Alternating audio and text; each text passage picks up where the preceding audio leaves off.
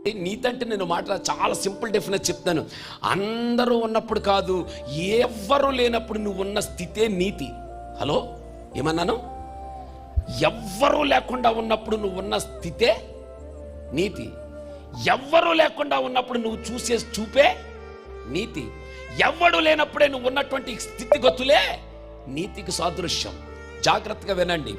నీతిమంతుడు అంటే అందరూ చూస్తుండగా ప్రవర్తించేవాడు కాదు, దేవుడు చూస్తున్నాడని భయపడేవాడే నీతిమంతుడు. చప్పటి కొట్టి ఒకసారి ప్రభు నాన్న మహిమపరచండి.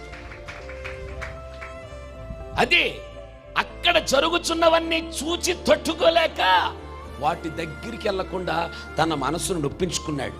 ఎగ్జాంపుల్ యోసేపు దగ్గరికి పాపం పరిగెత్తుకుని వచ్చింది. ఎవడు ఉన్నాడా? లేడు. తానే చెప్పింది.